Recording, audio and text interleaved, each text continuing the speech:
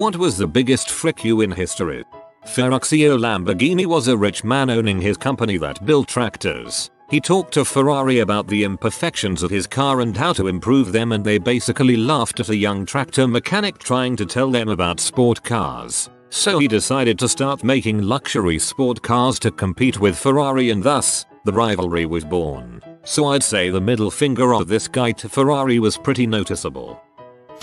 Olga of Kiev. Some jerks called the Drevlians killed her husband and tried to have her marry their prince. She fooled them into sending their most important men to prepare for the wedding and trapped them in a building and burned them alive. When they tried to apologize, she requested pigeons from the citizens and rigged the birds with sulfur bags. The birds flew back to their original homes, and when they roosted it burned down all of their houses. The official bad bee of the year 890. She's also a son.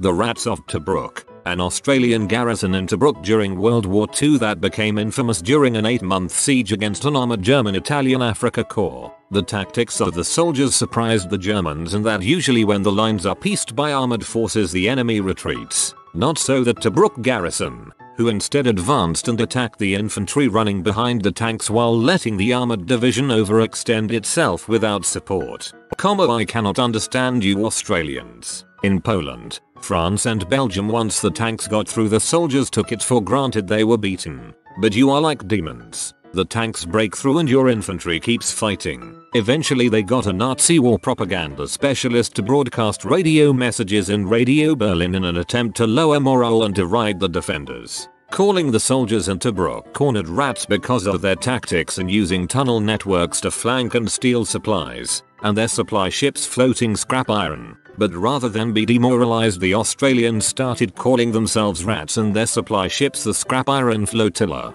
because in typical Australian dry humor they figured it is more insulting to the Germans to be beaten back by a bunch of rats. They gave themselves unofficial rat medals with metal from a scrapped German bomber shot down with stolen German guns. I like to think it was a long 8 months of Australians and their allies holding a giant middle finger to the Axis. The invasion of Belgium during World War I comes to mind. Basically, the Germans were on a strict timeline and needed to move their massive army through Belgium in order to flank the French defenses along their own border. In order for this to be successful, they were counting on the Belgians kind of just stepping aside and letting them use their roads and rails and bridges and such. After all, the Germans could destroy Belgium in a war with relative ease, but they didn't have time for that. The Germans asked the Belgians not to sabotage any of the infrastructure so they could pass through and leave them alone. In response, the Belgians gave a resounding frick you. They blew up the bridges and the tunnels and the rails, and they gave a fantastic resistance against the Germans at a series of forts along their border with Germany. They really fricked crap up. My favorite part is how the response letter to the request for them to stand down said, "Belgium is not a road." Not the biggest but still a great frick you was delivered by Eli Whitney, the inventor of the cotton gin. His invention was copied all over the South and 20 years of lawsuits all failed in the Southern courts. He wound up broke. The New South became incredibly wealthy from his invention. That new empire felt itself put upon by the North and decided to become an independent empire. Eli Whitney then went and invented interchangeable parts for weapons with assembly lines and allowed the North to quickly arm hundreds of thousands of men with which to crush that would-be empire. He created and crushed an empire. Roman Emperor Caligula reportedly had a favorite saying, "Oderint dum mituint," which roughly translates to, "Let them hate me, so long as they fear me." Caligula also built a marble stable for his horse. This horse had servants and could not be disturbed in his sleep. Almost forgot, the horse was also made a senator, a priest, and almost a consul, assassinated before it was finalized. TLDR, Caligula's horse was in the top 1%. Alexander Hamilton constantly argued and said crap without considering the consequences. Eventually, he wrote such scathing pieces about Aaron Burr that he cost Burr the presidency. Burr was peed. He challenged Hamilton to a duel, and they agreed to meet, but Alexander said he'd waste his shot. As a good Christian, one thing you need to understand is how Aaron Burr did everything perfectly, and most of all by the book. He was a methodical and model citizen, as well as vice president, though that was pretty much a nothing job, essentially ceremonial. Alexander was the opposite, whereas Burr was a rich kid whose father was the dean of Princeton College, named something else at the time, I believe Queen's College. Hamilton was a poor immigrant that argued with established names like Jefferson vehemently. Hamilton didn't give a frick, so when they were set to duel, Burr goes for the kill, shooting Hamilton in the belly, which killed him within a day. Alexander had wasted his shot, but Alexander had another trick. He had previously written, in secret, about the duel he had to attend with Burr, and how he was going to shoot straight up in the air, stealing from drunk history here. He damned Burr for life, essentially saying how he was a good Christian, and if he's killed then Burr is the butthole. And so, in the end, Hamilton wins, and he's the one we sing songs about 200 years later. Not only that, but Hamilton wrote the most hilarious frick you response to Burr. In the letters leading up to the duel, Burr basically confronted Hamilton and asked if he had been talking crap about him, and Hamilton's response boiled down, "Not only do I talk crap about you, but I talk so much crap about you that you're gonna have to be more specific." Emus winning the war. The reply of the Cossacks, though it is most likely legend, below is the original response and reply. Sultan Mehmed to the Zaporozhian Cossacks, as the Sultan, son of Muhammad, brother of the sun and moon, grandson and viceroy of God, ruler of the kingdoms of Macedonia, Babylon, Jerusalem, Upper and Lower Egypt, emperor of emperors, sovereign of sovereigns, extraordinary knight, never defeated, steadfast guardian of the tomb of Jesus Christ, trustee chosen by God himself, the hope and comfort of Muslims, confounder and great defender of Christians, I command you, the Zaporozhian Cossacks, to submit to me voluntarily and without any resistance, and to desist from troubling me with your attacks. Turkish Sultan Mehmed IV, Zaporozhian Cossacks to the Turkish Sultan, O Sultan, Turkish devil and damned devil's kith and kin, secretary to Lucifer himself, what the devil kind of knight art thou, that canst not slay a hedgehog with your naked ass? The devil shoots, and your army eats. Thou shalt not, thou son of a W, make subjects of Christian sons. We have no fear of your army, by land and by sea we will battle with thee. Frick thy mother, thou Babylonian scullion, Macedonian wheelwright, brewer of Jerusalem, goat-sucker of Alexandria, swineherd of Greater and Lesser Egypt, pig of Armenia, Podolian thief, catamite of Tartary, hangman of Commandments, and fool of all the world and underworld, an idiot before God, grandson of the serpent, and the Kraken our dong, pig's snout, mare's ass, slaughterhouse cur, unchristened bro, screw thine own mother. So the Zaporozhians declare, you lowlife, you won't even be herding pigs for the Christians. Now we'll conclude, for we don't know the date and don't own a calendar, the moon's in the sky, the year with the Lord, the day's the same over here as it is over there, for this kiss our ass, Kashavai and Ivan Serko, with the whole Zaporozhian host. Sultan of the Khwarezmiya Empire was sent a letter from Genghis Khan. The Sultan said screw that, killed all of the members of the envoy crew, around 400. Genghis Khan flew off the handle, rallied the troops, stormed the Mideast with 100,000 troops, and raped the Sultan's entire empire. Yep, they found the original governor and poured molten silver down his throat. They then proceeded to kill every living thing in a number of cities, including cats and dogs. President Reagan firing every air traffic controller in the country when they went on strike. Anthony McAuliffe was the United States Army general who was the acting division commander of the 101st Airborne Division troops defending Bastogne, Belgium, during World War II's Battle of the Bulge, famous for his single-word reply of nuts in response to a German surrender ultimatum. Should be higher, McAuliffe's reply would make the Spartans applaud. The German commander wrote a lengthy letter demanding surrender, and McAuliffe is basically like frick off. During the American Revolution, the French came to the aid of the Americans against the British. If that's not the biggest European frick you after almost 1,000 years of war, I don't know what else is. Hey, we're losing a colony and we have to fight back. Wait, who's that sailing after us? I think that Europeans did that a lot in colony situations. Like all over Africa they'd fight each other but not fight at home in Europe. Kinda weird. After years of his father's torment, Joseph Stalin's son tried to kill himself in Stalin's house. When Stalin's wife informed him of his son's attempted suicide by gun, Stalin's comment, loud enough for his son to hear, was he can't even shoot straight. Afterwards his son, who was lieutenant in the Red Army, got captured by the German army in 1941, and when they tried to trade his release for a field marshal of their own, Stalin responded, "I won't trade a marshal for a lieutenant." Well, that's just good math. Mother Nature's big FU to the Chinese in response to the Great Sparrow Campaign. The campaign encouraged the Chinese to kill sparrows by the truckload because supposedly they were eating seeds from planted crops. Well, the campaign was such a success that plant-eating insects that the sparrows also ate were able to thrive and totally ruin crops, which led to famine. Mao's endeavors are perfect examples of why you should always have experts weigh in on national policies.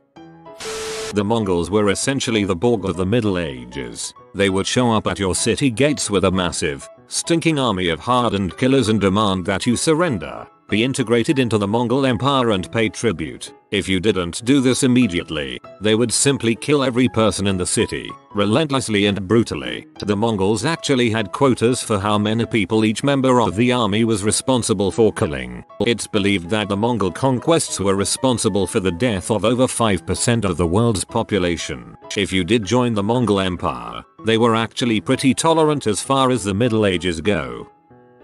When Julius Caesar was kidnapped by pirates and his men paid 50 talents as a ransom, he went back home, took his time to raise a fleet and go after his kidnappers. He crucified them and got his 50 talents back. You miss the part where he befriended his captors, all while joking with them about how he was going to come back and kill them all for taking him hostage. They always assumed that, because they had become friendly and Caesar was always physically underwhelming compared to his personality, that it was just a joke or bluff. It was not. Henry VIII created his own church when the Catholics told him no for divorce.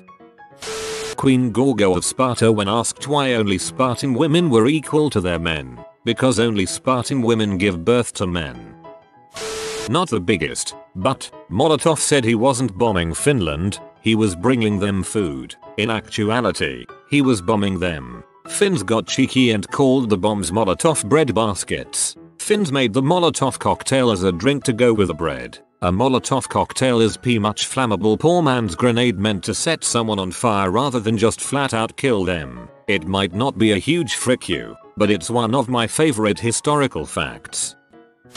Hitler killing himself. Aha, you fricks thought you'd get to end me? Nope. I am having the last laugh chuckles in German. Interesting that the only part in German was his chuckle, the rest he spoke perfect English for. Not the biggest, but Brexit has been the clearest frick you I have lived to witness. Can we talk about South Korea blasting K-pop into North Korea? The most catchy frick you.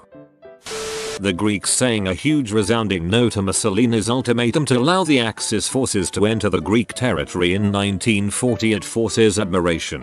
It takes a special kind of badass to say the equivalent of frick you to Hitler's minions at that time of history. Better yet, the Italians invaded and proceeded to lose so badly that the Greeks advanced into Italian-occupied Albania. The Germans had to come and bail them out. Back in the day, Homo sapiens and Neanderthals fought each other for land and food. Homo sapiens killed and probably ate the Neanderthals to extinction. You forgot that we also probably outped their women.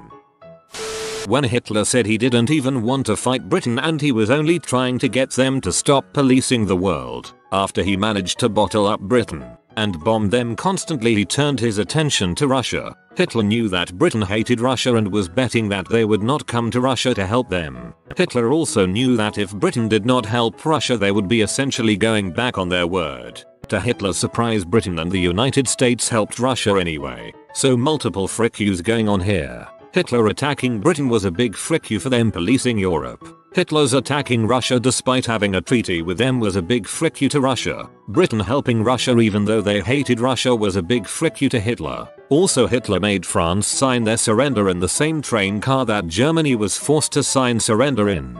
The Holocaust was one giant frick you from Hitler to the Jews as well. When Alexander wanted to grant Diogenes anything he desired and Diogenes just asked him to move out of his light so he could catch some rays. I guess that's more of a frick off of history, also maybe never happened. Diogenes' entire life was one extended frick you to his society tbh. I recently listened to a podcast about the Franco-Prussian War. The French declared war on Prussia and lost. The Prussians then made their way to Paris and occupied the city for however long.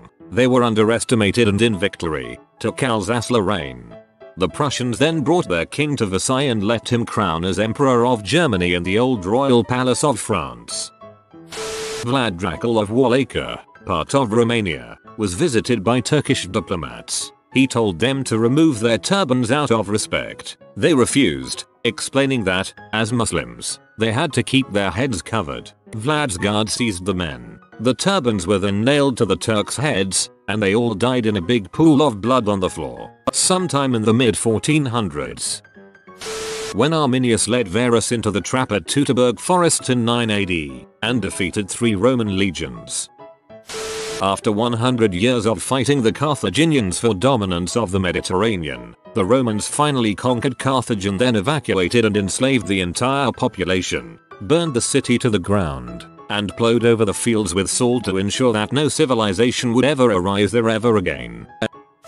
Andrew Jackson. He spent his presidency, 1829-1837, getting rid of the previous private central bank, the second bank of the United States, which he deemed a den of vipers, only to have another reappear in 1913 and put his face on its $20 Federal Reserve note as a poetic frick you.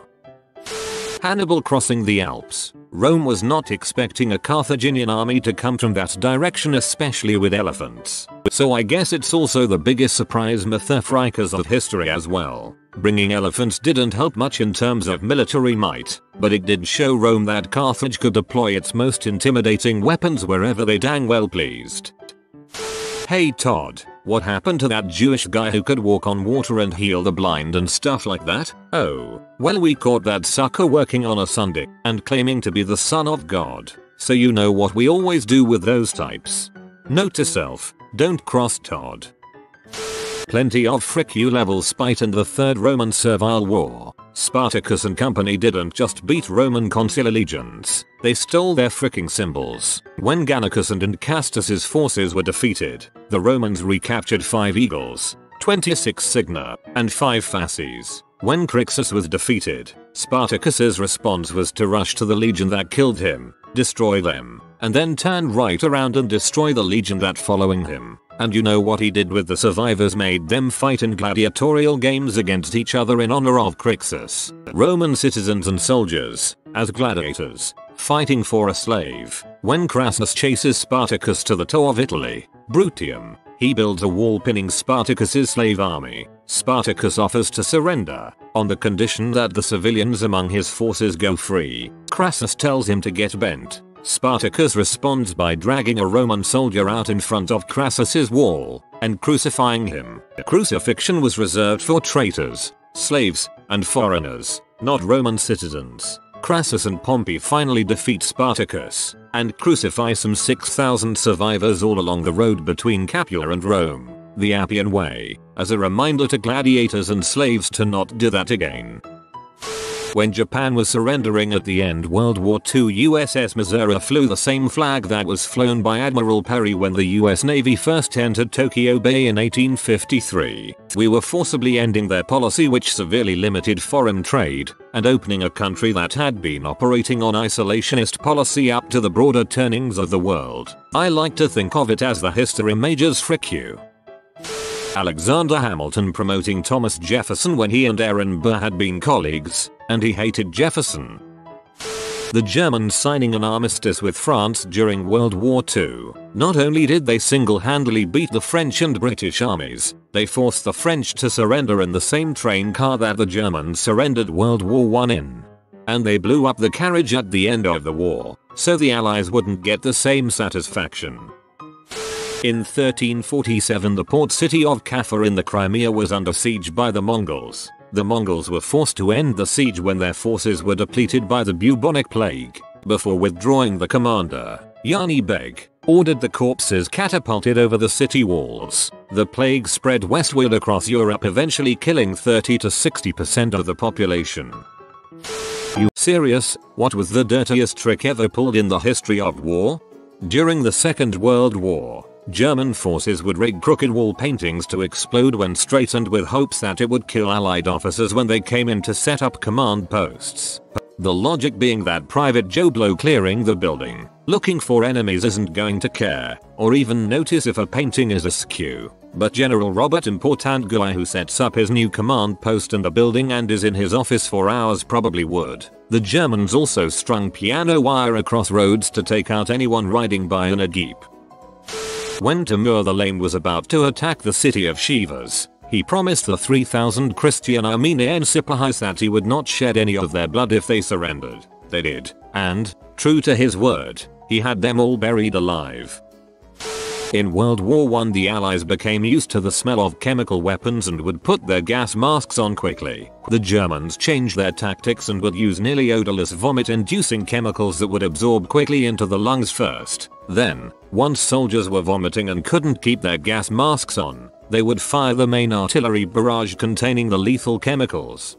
I feel like the Great War was the worst war of them all. Conventional weapons, chemical weapons, biological weapons, bloody muddy trenches, getting clubbed in the face as if it were medieval times. Yeah, not good. All wars following have been more about ideologies and principles. Not saying wars since have been any better or worse, but at least World War II had a reason to fight Germany.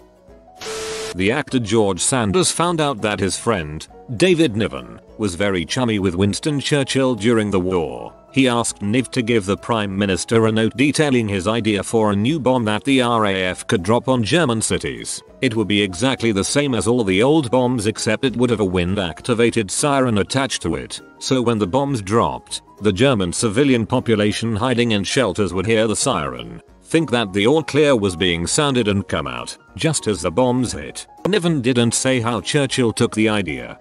Many bombs during World War II on both sides had implemented whistles due to the well-known demoralizing effect it has. In the trenches of France of World War I, General Monash was given with the unenviable task of punching through the German line to claim the French town of Le Hamel. The way that Monash went about doing this was both revolutionary and bloody sneaky. The German forces were well equipped and well fortified, reinforced with heavy artillery and machine guns, and the troops were very well trained. Faced by these odds, Monash began to condition the German forces. Every day at dawn, he would let loose a barrage of smoke bombs followed by mustard gas canisters. The Germans, following their training, would equip themselves with gas masks which protected them. Monash kept up this bombardment for 2 weeks, and soon the Germans became accustomed to the pattern of attack, and would immediately don their gas masks and hunker down at the first sign of smoke. But on the dawn of the 4th of July, the smoke bombs were not followed by gas, but by the Australians. The German gas masks protected them from mustard gas and smoke, but they also vastly impeded their vision, hearing, and ability to communicate with the noise of the battle and the obscuring smoke. They were deaf and blind on the battlefield. And to make things worse, this was not an unprotected infantry massed attack, but a creeping barrage supported by a division of tanks, heavy artillery, and aircraft. The tanks protected the vulnerable infantry, and the artillery and aircraft prevented the Germans from effectively deploying anti-tank measures. The battle was over in just 90 minutes, and marked the rise of mixed arms warfare. Not sure if this counts as a trick, but Napoleon, prior to the Battle of Marengo, not only did he cross the Alps with his entire army, a completely unexpected move, but once across, the Austrians thought Napoleon would move to Genoa in order to relieve the siege of that city. Thousands were dying of starvation, and French General Massena desperately called for Napoleon's aid. Napoleon, in a ruthless and surprising move, ignored the calls for help and instead moved to attack the main portion of the Austrian army, eventually winning the Battle of Marengo. Massena surrendered Genoa, and it would be years before he eventually forgave Napoleon for abandoning him, and it would be years before Napoleon forgave Massena for surrendering. I like how Napoleon expected his general to either die trying or saving the city. The Battle of Mayenoon in the Iraqi-Iranian War. You wait until nighttime, and you will see how we are killing these Iranian dogs. an Iraqi officer said with a broad grin. "We are frying them like eggplants." He then took us on a tour of dozens of thick electrical cables his troops had lain through the marshy battlefield, a spaghetti network that snaked in and out of the patchwork of lagoons. He showed us the mammoth electric generators that fed the exposed power lines from positions just behind the Iraqi front lines. And, when the Iranian Revolutionary Guards made their regular evening advance, the officer and his men demonstrated the macabre genius of their invention. Iraqi gun batteries fired just enough artillery to force the Revolutionary Guards from their marsh boats, and, when hundreds of them had been forced to continue their advance through the lagoons on foot, the men manning the Iraqi generators flipped a few switches and sent thousands of volts of electricity surging through the marshland. Within seconds, hundreds of Iranians were electrocuted. This occurred nightly. Between this, human wave attacks involving children to charge positions and clear minefields, and chemical weapons attacks on civilians, the Iran-Iraq war was pretty fricked up. Before the Battle of Yorktown US Civil War, Confederate General Magruder was able to convince McClellan that he had 40,000 troops manning his defenses, rather than his actual force of 10,000. If I recall correctly, he found a point in the defenses where he knew his troops would be observed and counted, and marched them past that point several times. McClellan had 120k troops and superior artillery, but like always, hesitated to attack even with superior numbers. He also thought that another general was approaching with 60,000 men close to the actual number, and didn't want to attack Magruder's 40k and be hit by the 60k as well, so he waited for his own reinforcements and more reconnaissance. If he had attacked Magruder, he would have overwhelmed him and been able to prepare for Johnston's arrival. Instead, he waited to attack until Magruder's forces were reinforced. Johnston arrived and added even more troops, and the Confederates were eventually able to slip away from the battle with only 300 casualties. There's a prevailing sentiment that if McClellan wasn't so cautious, the Civil War could have been won in 1861. His waiting and retreating and not pursuing retreats to prevent casualties have the South time to mobilize and present a strong military threat, instead of cutting through them like the hot knife they were through the South's proverbial butter.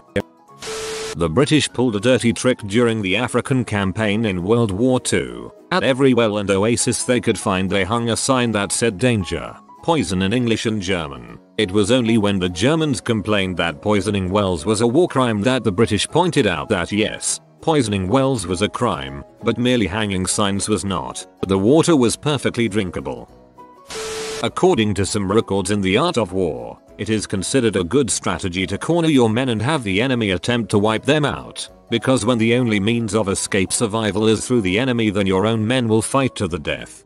Throw your soldiers into positions whence there is no escape, and they will prefer death to flight. If they will face death, there is nothing they may not achieve. Sun TZU. Dirtiest trick that was conceived but not used was British scientists formulating a plan of dropping anthrax-laced linseed cakes into cattle fields as a bio-nuke of sorts once it worked up the food chain. After initial experiments destroyed pretty much all life on the island they used, they decided that possibly killing off everything in continental Europe probably wasn't a good idea. According to the wiki, the government didn't plan on even cleaning the test island up until a group of scientists dropped off contaminated soil at a military research facility and threatened to make further drops in order to ensure the rapid loss of indifference of the government and the equally rapid education of the general public. Terrorism wins again. The Russians and their use of a scorched earth policy. I can't think of a better way to flip off your invaders than ruining all your own crap so when they do take it, it's worthless. Not only that, but the land itself is just too dang cold. So go ahead, take the land. You will just freeze to death. Congratulations. Russia also gets to enjoy a strategy almost no one else gets to enjoy, retreating because there's so much land versus their neighbors. The enemy must advance and stretch out their supply lines, while Russia shortens their supply lines. Genghis Khan, in a large-scale attack against the fortress at Volohay, after being unable to breach the walls, demanded 1,000 cats and 10,000 Chinese swallows in exchange for lifting the siege. When the defenders sent out the animals, Genghis took them and tied tufts of cotton to their tails and ignited them, at which point the animals rushed back to their homes within the city, igniting hundreds of small fires, while Genghis' army attacked again and took the fortress amidst the panic. Pretty lucky they went home and didn't run around panicked and blazing. Not so dirty, but Turks had the Turan tactic. The army would form it into a crescent, with the arms of the crescent being the armored, strong divisions and middle front being the fastest divisions and middle back being the highest firepower, cannons. They'd start the battle lined up and charge, then the fast middle front guys would start retreating to the lines behind the middle back, the cannons. The arms of the crescent would hold firm because they were the armored part. The enemy would think they were retreating completely, because it looks like they are losing their crap and also their formation, and will chase after them only to be met with the cannons and to be encircled by the crescent's arms. It was a slaughter of the enemy after that. Hannibal did a similar thing, before he was defeated by the same tactic. Washington crossing the Delaware, sneaked into the Hessian camp while they were drunk and celebrating Christmas. 3 American losses versus 22 losses on the Hessian side and 1,000 prisoners, capture of their weapons, gunpowder, and supplies. Desperate times, man, since it probably saved the revolution. So there's this kind of honey made in Turkey called mad honey. It's made from the pollen of rhododendron flowers. If you eat very much of it you get very and intoxicated, and you often hallucinate. You can even OD on it. A few times in antiquity, it was used as a weapon of war. For example, the Persians left some out for the Romans to find. The Romans ate that sweet crap right up, and then the Persians attacked them while they were all tripping balls and defenseless. Where can I get this honey?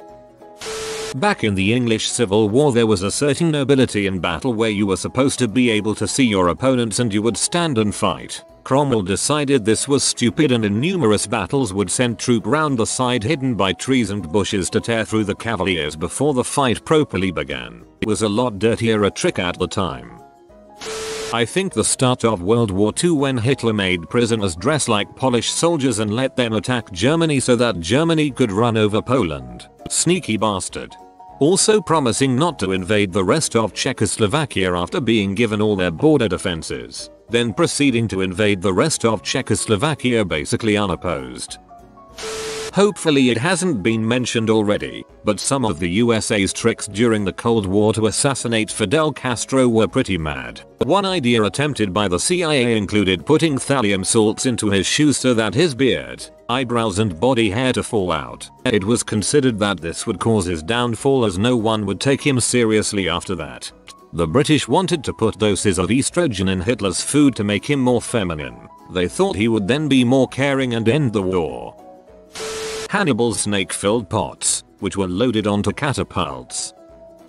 There was a time of World War I called Live and Let Live, both sides essentially refusing to fight and coming out of the trenches together, socializing. After the generals on one side, I think it was the British, but could be wrong, found out about this, they devised a dirty trick. The British lured the Germans out of their trench by playing a traditional German anthem and cut them all down, thus ending the days of Live and Let Live. From Radiolab program about morality, a truly mind-blowing episode. The US firebombed Tokyo, because their houses were mostly made of wood, they knew the city would burn. Even the guy who drafted the plan, Robert McNamara, was ashamed of it. They also tried strapping thermite to bats and releasing them over Japan, in the hope they would roost in the houses, then go off and burn the houses down. The plan was cancelled after all the facilities where this was being tested burned down due to incendiary bats roosting in them. Scipio Africanus was fighting against the Carthaginians. One battle in particular, both sides lined up in battle formation for consecutive days. Each side was also using Iberian mercenaries on their flanks, with their native troops in the center. Several days passed with no actual fighting. Eventually Scipio Africanus ordered that his Roman legionaries line up on the flanks rather than the Iberian mercenaries. As expected, the Carthaginians lined up the original way and Scipio ordered his troops to attack. The Roman legionaries, being better equipped and better trained, crushed the Iberians fighting for the Carthaginians and rolled up their flanks. This ended up being a decisive victory for the Romans.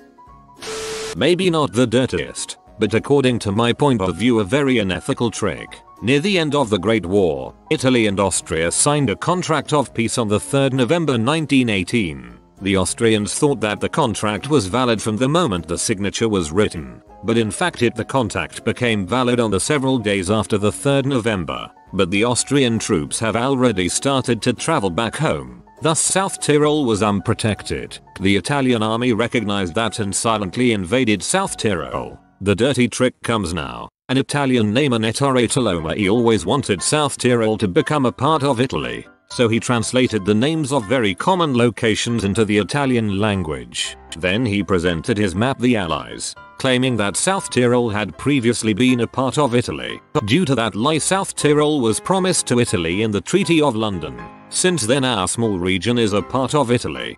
Serious historians, marine biologists and cryptozoologists of Reddit. As far as legends in history go, what legendary creature do you believe may have been real and probably existed in some way? Or what supposedly legendary person in history was more than likely real?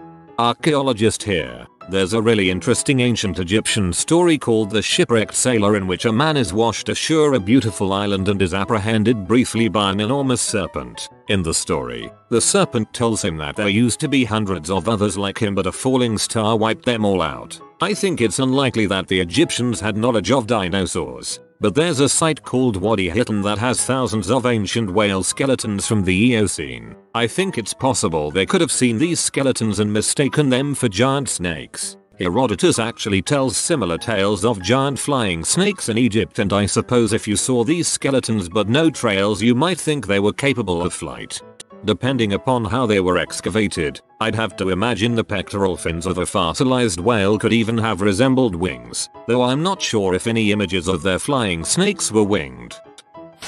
Beowulf, who is featured in one of the most important texts written in Old English, may very well have been real. The epic details what people Beowulf belonged to, the Geats, who resided in modern Jutland, and Ike, battles which have taken place according to historians, particularly between the Geats and the Swedes. Most intriguing to me are the facts that the location of Beowulf's burial mound is included in the epic, and that there is what looks like a hill at that location in modern Sweden that has never been excavated. Changelings, babies switched out by fairies, were probably an early explanation for birth defects. The Lusca, giant octopus. It supposedly lives in the blue holes of the coast of Florida, and the amount of food and temperature of water both support the theory of an octopus living long enough to grow way larger than we expect based on our current records. The Lusca, the Destination Truth episode about it is pretty cool. I've heard of a hypothesis that states the Ragnarok myth actually describes an impact event. The Midgard snake could be an object entering the atmosphere. There was a Bronze Age meteorite impact in Estonia that became a key element of Finnish mythology. Perhaps the myth percolated over to the Nordics.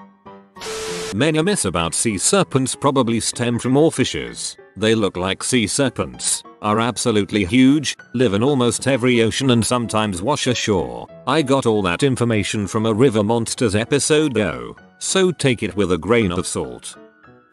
I regularly get to see pods of humpback whales at the beach where I surf. Most of the time, all you see is their backs as they partially surface from the water. Occasionally, one of them breaches mouth first, so you see a giant mouth emerge from the water. Other times, you see a giant tail emerge. If you were watching them and had no idea what a whale was, or that you were looking at multiple of them, I could easily imagine mistaking multiple whale backs as the coils of a colossal snake. I strongly suspect that this is the origin of legends of sea serpents.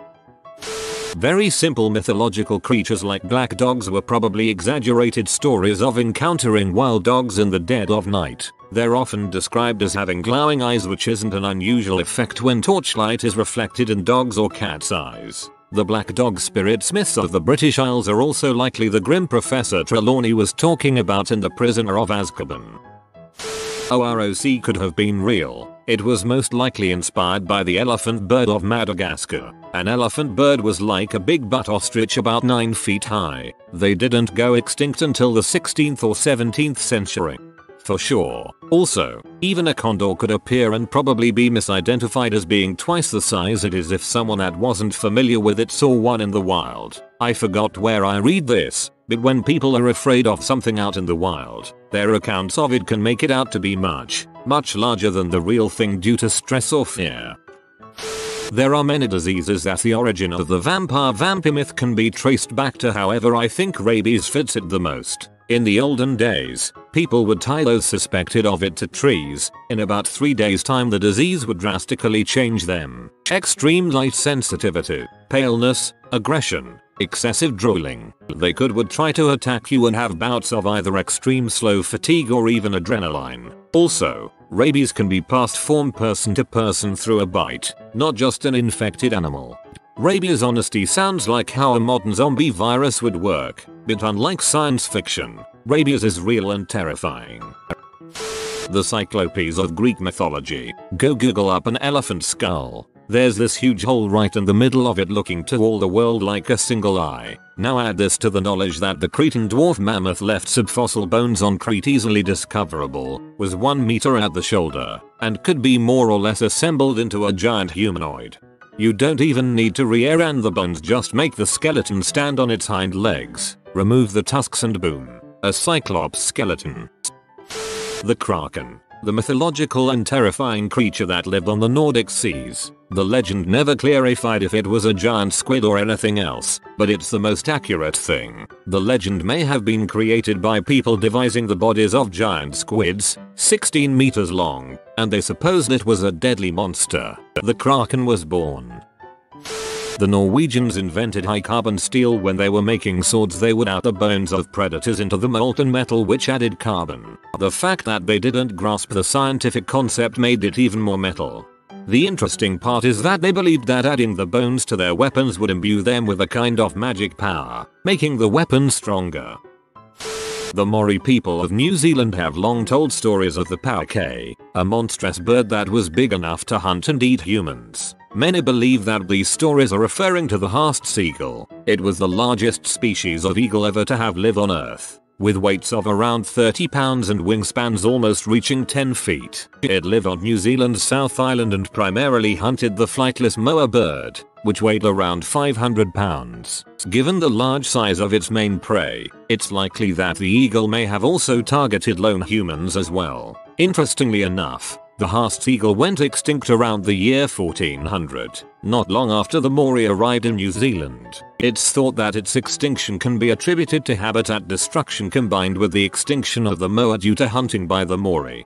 There is a child's skull in a museum somewhere with markings on the back and front near the eye sockets. Originally archaeologists believed it to be linked to violence or sacrifice, until they discovered it matched the talons of the Haast seagull exactly, and that it had been discovered in a pile of bones similar to the piles left by modern birds of prey. Kid was about 6 and got bird snagged. Chupacabra. It has to be some poor sick animal with mange. Mange is highly contagious, so if a pack of coyotes or wild dogs got it, they would all have a weird butt appearance and attack other animals out of hunger. Specifically sarcoptic mange, demodectoc mange can cause a similar appearance but isn't contagious But on that note, a lot of the video evidence I've seen circulated looks like coyotes with mange. A couple times raccoons. People don't realize just how weird certain animals look without their fur, but add crusty scabs all over and it can look like a monster. 1. I believe that stories of wild men, giants, hairy bipeds et al. Are rooted in hunter-gatherer cultures which existed on the periphery of civilization as defined by early subsistence farmers. 2. King Arthur existed as at least one post-Roman warlord. 1. I totally agree with this, and those sightings would get passed down as legends that would keep growing over time for sure. 2. Without a doubt, King Arthur's legend is simply too big to just be a tall tale, and he's probably even a collective legend of a few real-world leaders of lesser-known clans or knights. Sorry that I'm not so well versed on the human history side of this, but hundreds of years ago, the Scottish warriors had myths about their ancestors being giant, brutish warriors. It turns out, what happened is that the Scots found fossils of prehistoric bears which, especially to someone who doesn't understand anatomy as well as modern man, look surprisingly humanoid. They didn't know about prehistoric life, so they assumed these were their ancestors and gave them traditional burials with custom armor and weapons to honor them. You can imagine how the paleontologists felt when they started digging up prehistoric bears with custom fitted armor and weapons. The Wendigo probably existed, just not as a creature. people in the far north who survived a brutal winter by eating a family member had a psychological escape hatch for the guilt and horror by convincing themselves they were transforming into a ravenous, murderous beast.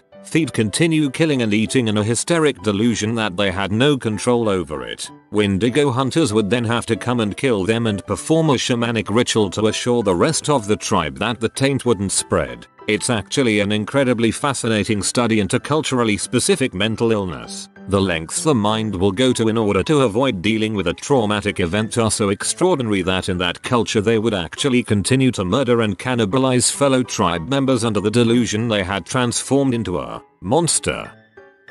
There's a small population of albino deer in my area and they are beautiful, definitely ethereal looking and totally match the European description of a unicorn.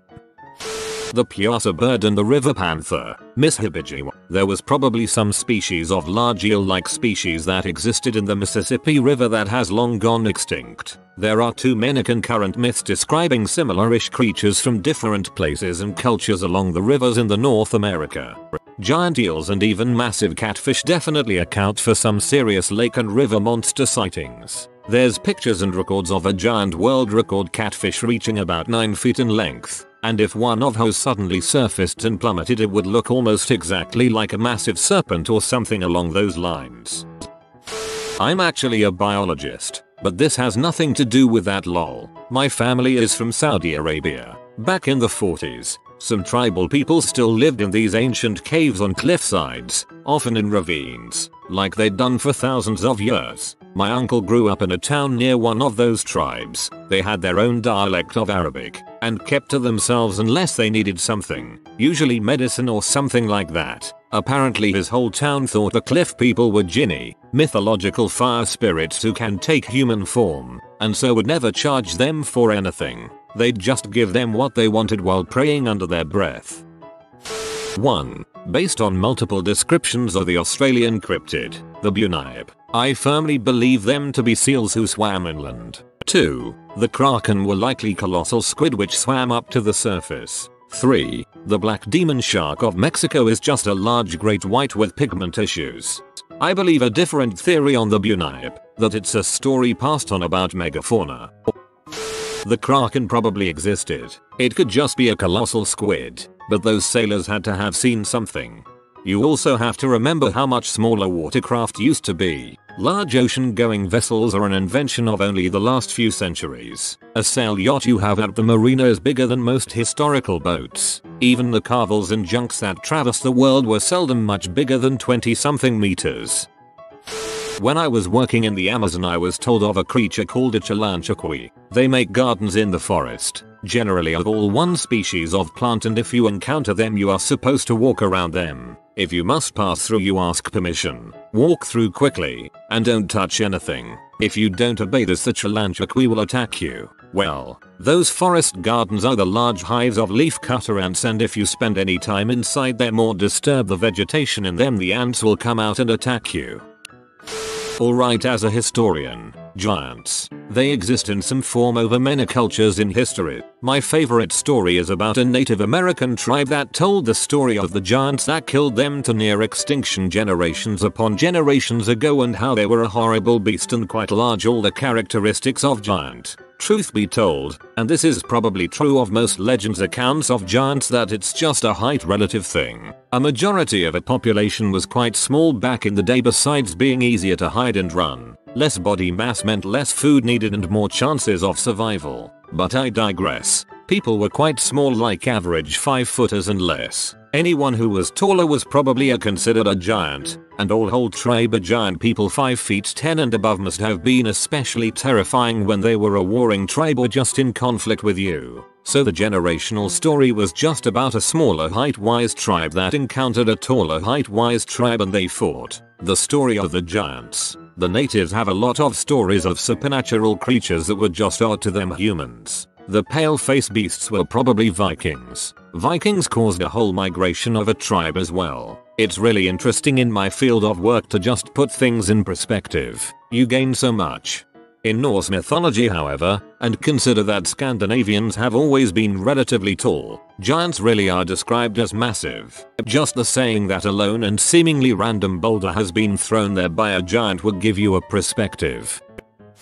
Camelopard, described as having the print of a leopard, with its body with a camel but an elongated neck and too many backwards horns. Nowadays referred to as a giraffe. Many thought it was mythical in certain parts of the world. When a giraffe was brought to China in the 1400s, it was identified as a qilin, a kind of Chinese-Japanese mythical beast, so they have a fine pedigree as mysterious creatures. Stupid long horses.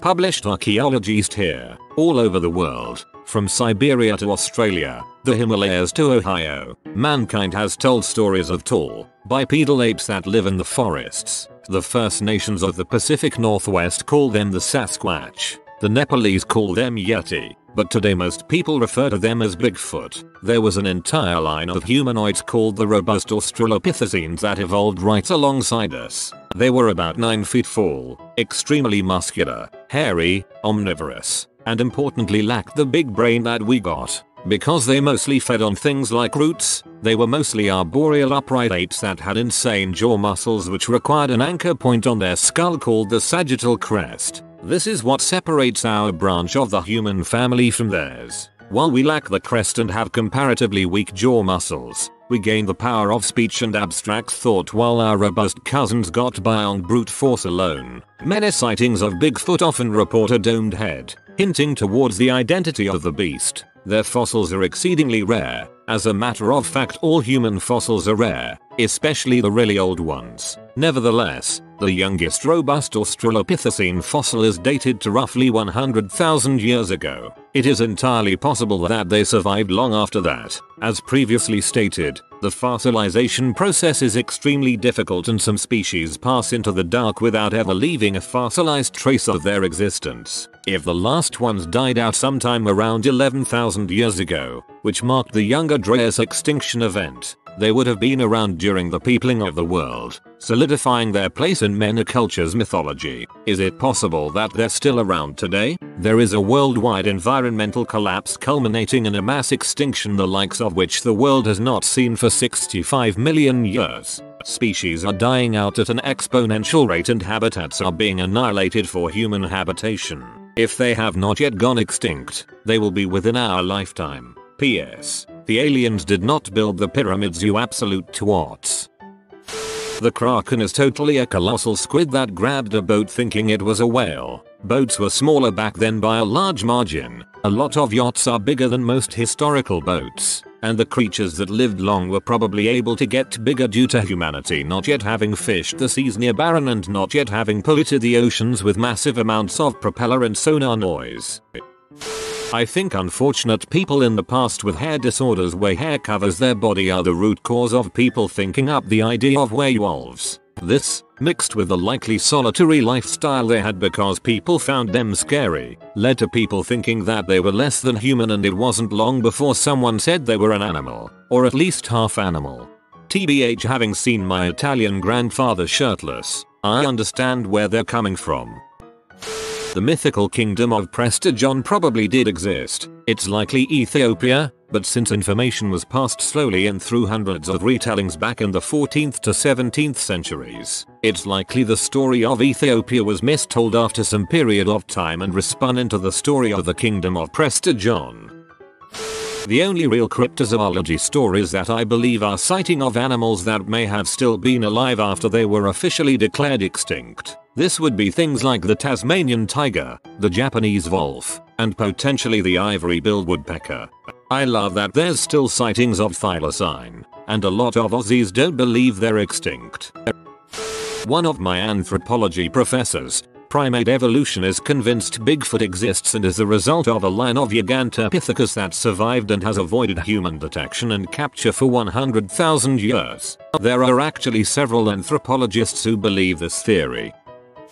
Western concepts of sea monsters highly resemble plesiosaurs and similar extinct animals. Myths could have been created after those fossils were discovered, or, hear me out, them shoots descendants are still swimming around. I know you probably meant descendants, but man, can you imagine how dang unsettling it would be if there were still ancestors of things that died so long ago they were fossilized, still swimming around in the depths like some sort of immortal Lovecraftian nightmare. The belief on the existence of dragons started in Slovenia, where a cave animal, Proteus, which is a blind species of salamander, would be washed out from the caves to the surface during flooding periods. People used to believe they were baby dragons and their dragon mother would live inside the caves. There may have been a small population of Sasquatch-like creatures at some point, but I think the more likely creatures are the aquatic ones. Kraken and Loch Ness monster type things would leave less obvious evidence, with droppings and corpses disappearing into the depths. I'm not even one of the Bigfoot folks, but I'm hairy enough that I find it implausible there was never someone or something humanoid that fits the Sasquatch bill. Source: am a human male living in modern times. There are certain genus of moths that switch from nectar to blood when nectar becomes rare. Species are known from Eastern Europe. The moths don't have a needle-like mouth like mosquitoes. Instead, they literally saw through the skin and drink the flowing blood. They are mainly active at night and due to their method, leave a hole where they drank blood. Humans are not an uncommon host. Perhaps some vampire stories have some of the roots in there.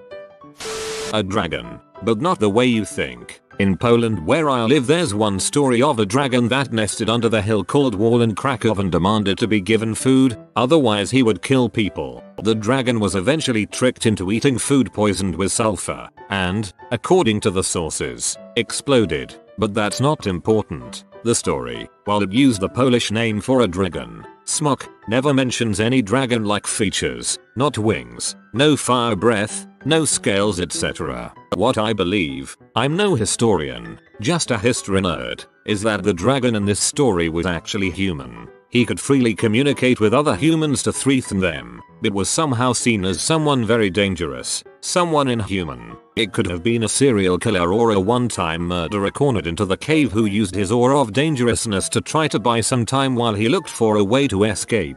It could have been a person shunned by society for some mental or physical deformity who tried to make the best out of a bad situation. I believe that Grendel's mother and the dragon from Beowulf's story were also human.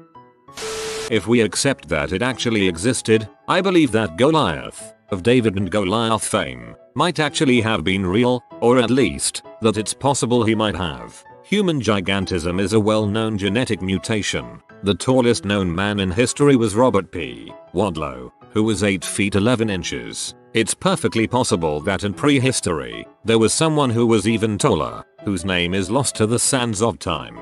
I recently watched a video about David and Goliath. The narrator made the case that Goliath may have had some form of gigantism, based on some subtle clues, like Goliath was led to the battlefield, and he might have had trouble seeing based on something he said.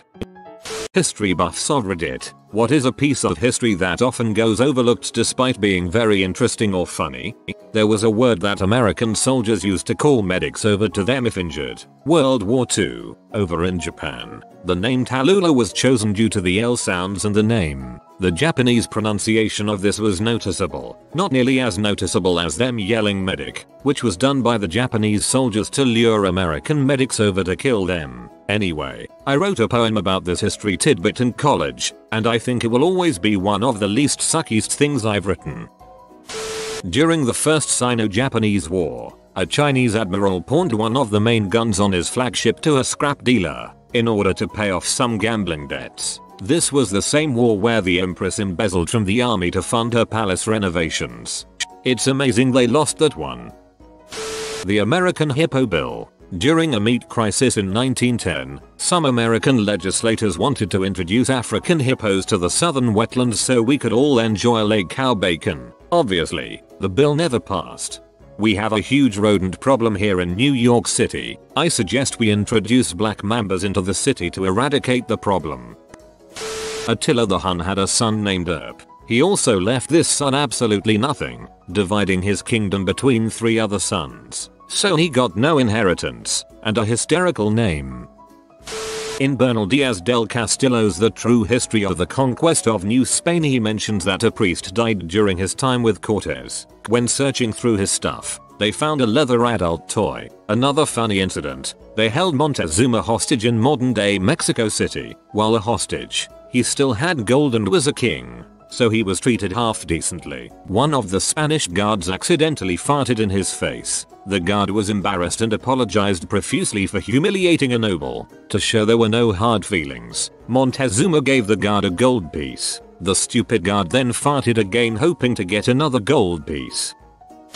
He comes up now and again until, but for all the history about World War II that is often bandied about in the culture at large, I had never heard about the fascinating double agent Juan Pujol Garcia, also known by his codename, Garbo. The story. Juan was from Spain and had become disgusted by fascism. He wrote letters to the UK and the US saying, "Hey, I'll spy on Germany for you guys." UK and US said, "Nah, we got this." Juan said to himself, "I'll go ahead and spy anyway," and posed as a Nazi-loving Spanish govt official to become a German agent. He was assigned to spy on London, but instead went to Lisbon and made up phony reports based on English magazines and newsreels. After a while, the UK realized someone was doing a jolly good job diverting Nazi resources and took him on as a spy. He worked throughout the war, with Germany funding his totally real network of not at all imaginary spies. He was responsible for diverting many German troops during the invasion of Normandy. He was also awarded medals by both the Nazis and the Brits for his work.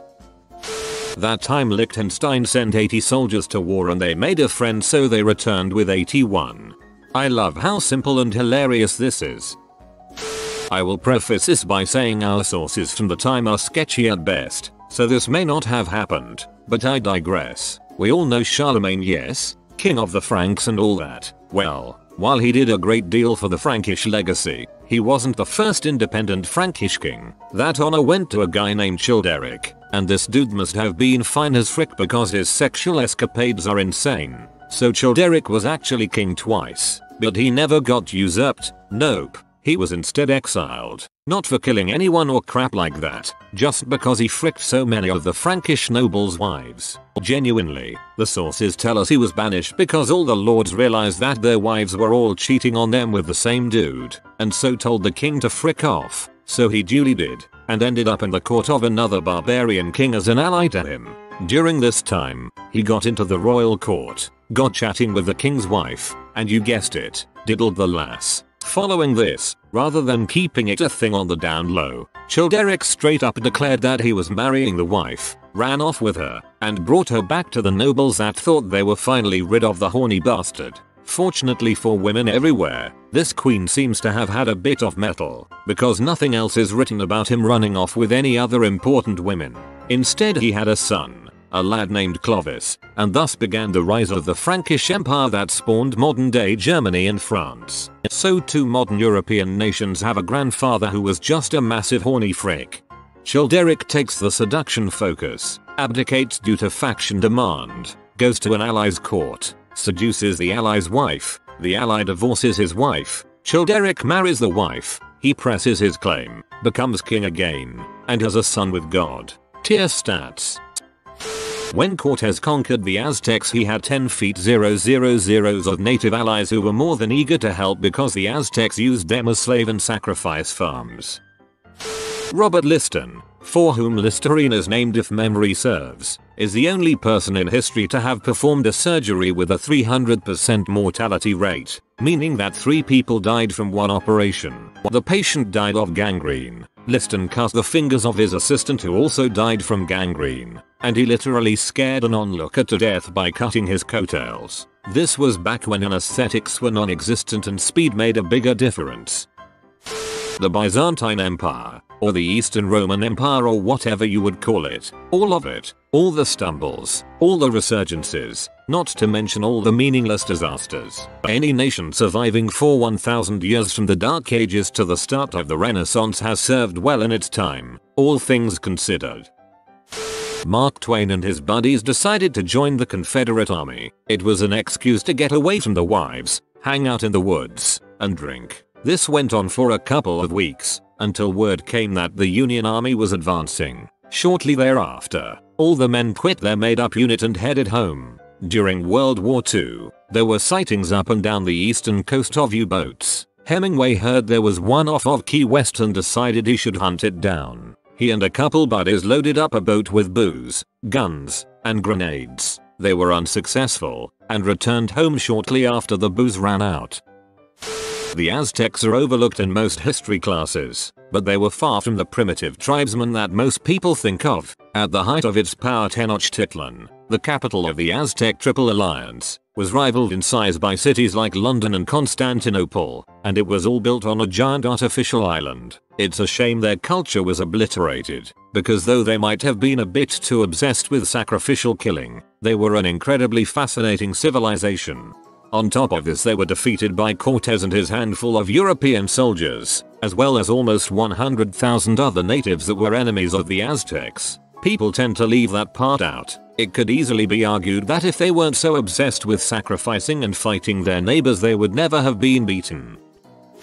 Romans believed in other people's gods/goddess, so when they would attack a city, they would pray to the gods of said city to abandon the occupants and support the Romans instead. If they won, they would give the god a special place in Rome or completely incorporate it into the state religion. Also, the ancient Greeks did not view it as gay or straight, they saw it as dominant and submissive. In short, they had no concept of being gay.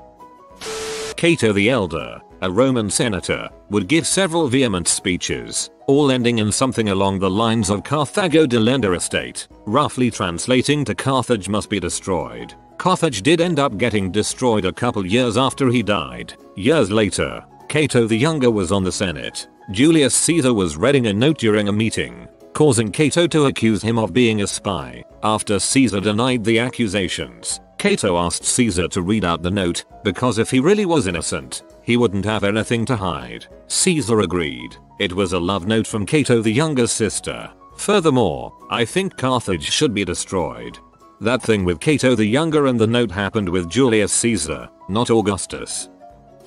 Jack Churchill, as per Wikipedia, Lieutenant Colonel John Malcolm Thorpe Fleming Jack Churchill, DSO and Bar, MC and Bar, the 16th of September 1906 the 8th of March 1996, was a British Army officer who fought throughout the Second World War armed with a longbow, bagpipes, and a basket-hilted Scottish broadsword. Nicknamed Fighting Jack Churchill and Mad Jack, he is known for the motto, "Any officer who goes into action without his sword is improperly dressed." It is claimed that Churchill also carried out the last recorded longbow and arrow killing in action, shooting a German Co in 1940 in a French village during the Battle of France. When all your troops are upgraded except that one guy who's lived for 2 centuries.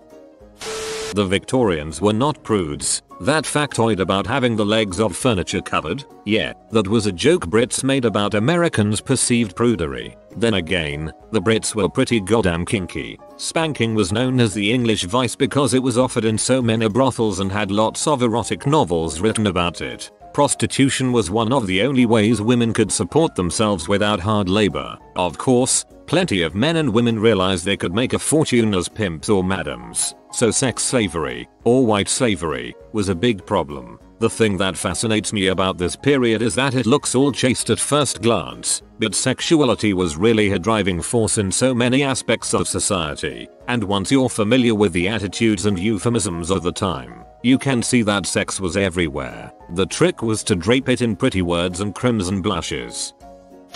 World War II Ghost Army Regiment, Allied force who recruited from art schools and theater, used deception tricks such as inflatable tanks to deflect attention and deceive the enemy, both insane and genius at the same time.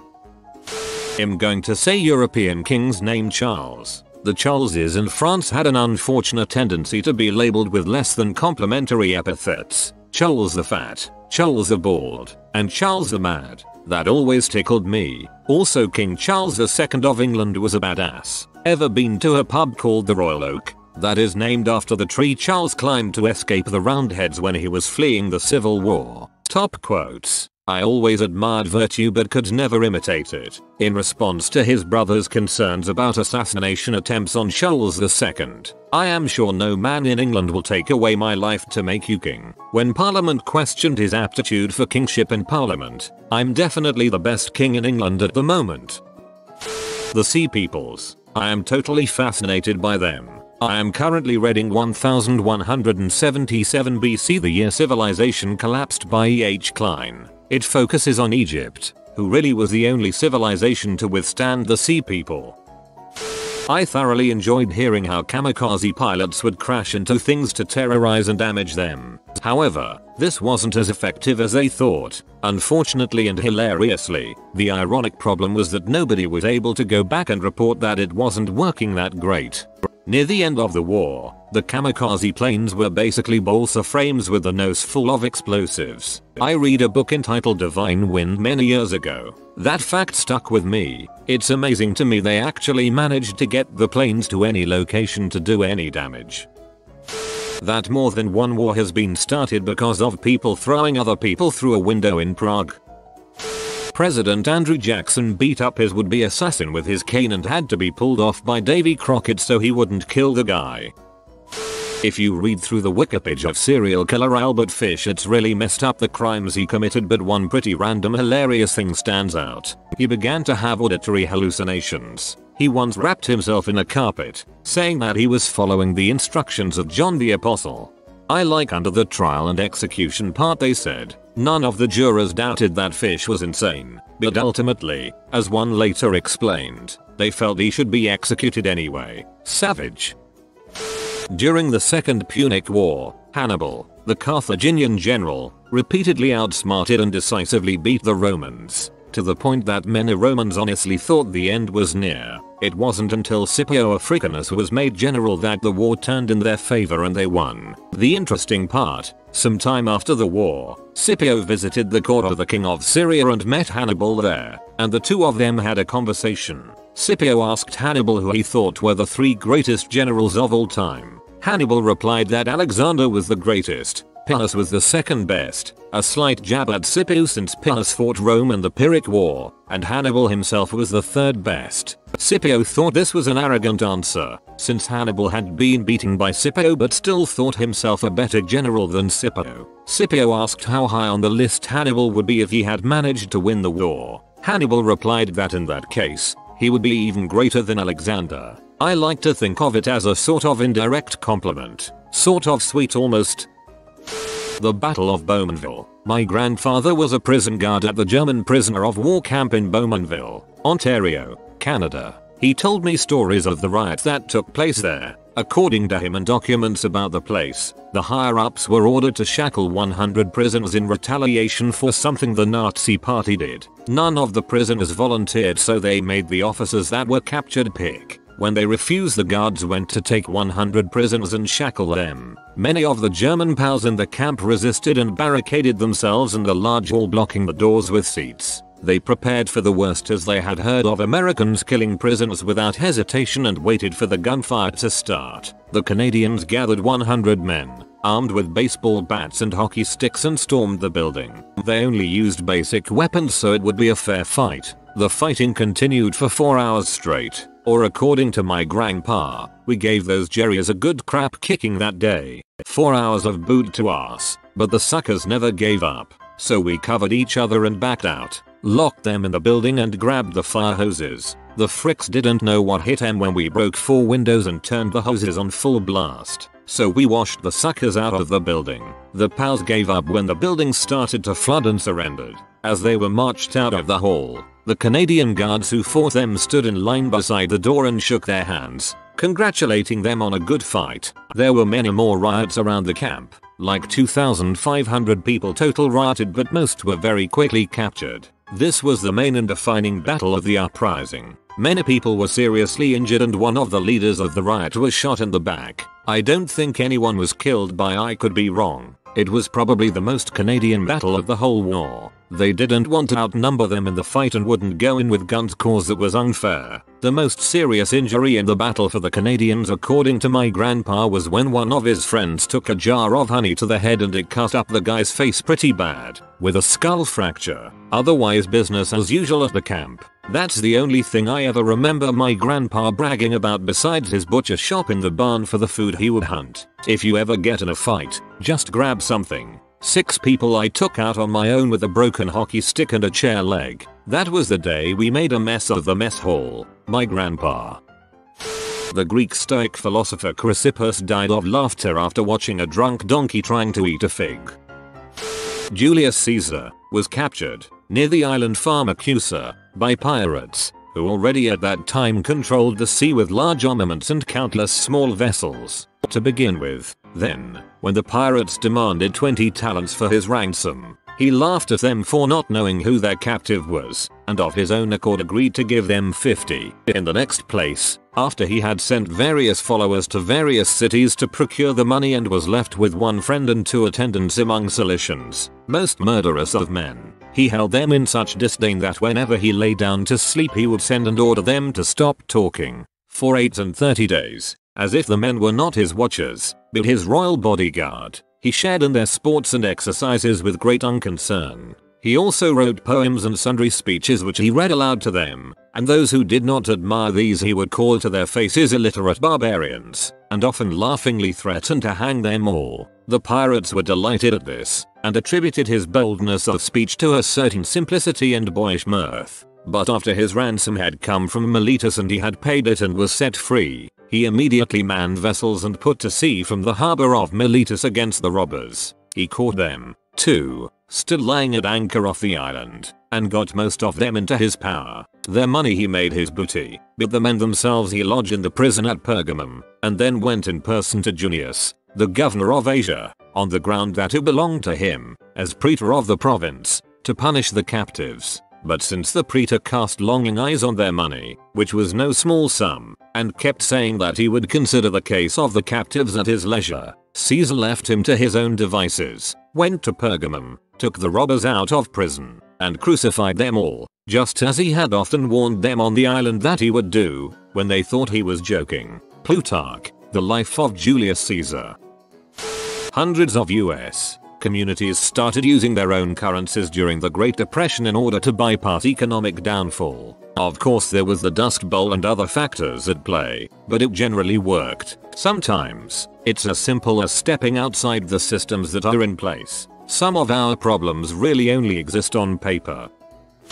You have been visited by the Science Doggo upvote now and you will get high grades and good results within the next week. If you are new to the channel, you can subscribe. I publish new videos every day. Until then, check out another video, or don't. Either way, have a great day you magnificent people.